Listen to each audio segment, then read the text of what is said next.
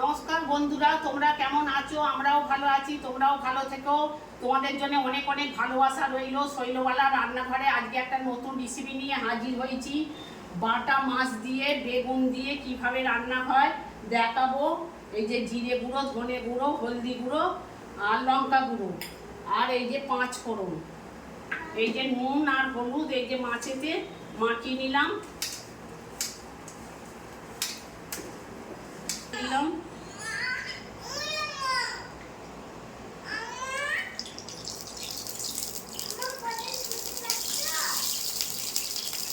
এই যে একটু নুন দিয়ে দিলাম, মশলা আটকাবে না। এই যে একটু হলুদ দিয়ে দিলাম, তেলটা ছেটকাবে না। এই যে মাছটা দিলাম,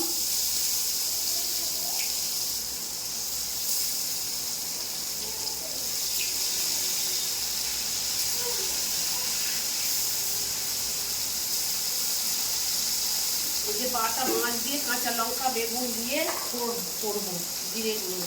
এই যে মাছ ভাজা হয়ে গেছে, মাছ তুলে নিলাম। মাছ ভেজে নিয়েছি। এই যে বেগুনগুলো দিয়ে দিলাম।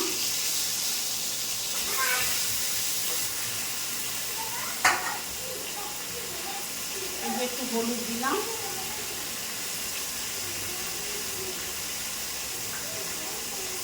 বেগুনগুলো একটু ভাজা ভাজা করে নেবো। পুরা বেগুন ভেজে নিয়েছি, বেগুন ভেজে এই যে তুলে নিলাম। আর একটু তেল দিলাম। এই যে 5 ফোড়ন দিলাম।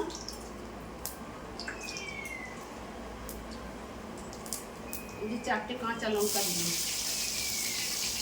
দিয়ে এই যে হলদি গুঁড়ো, লঙ্কা গুঁড়ো, জিরে গুঁড়ো আর ধনে গুঁড়ো। এই যে 5 ফোড়নটা হয়ে গেছে, একটু জল দিয়ে দিলাম। দিলাম মশলাটা একটু জল দিয়ে কম আঁচে একটু ভাজবো,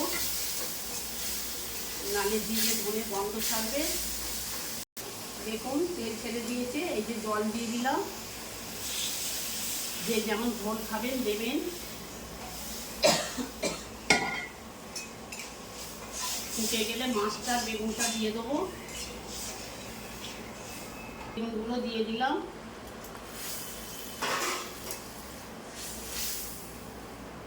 বেগুন তো ভাজা হয়ে গেছে, এমনি সেদ্ধ, ভাজতে ভাজতেই তো হয়ে যায়। এই যে মাছগুলো দিয়ে দিলাম।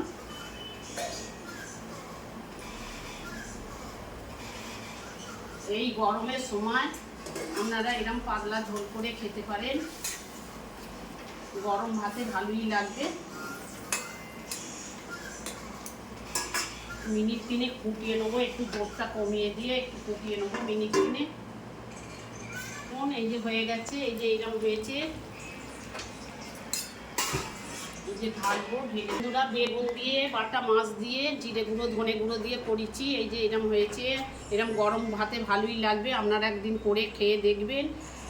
শৈলবালা রান্নাঘর যদি আপনাদের ভালো লাগে একটা লাইক একটা সাবস্ক্রাইব করে দেবেন। নমস্কার বন্ধুরা।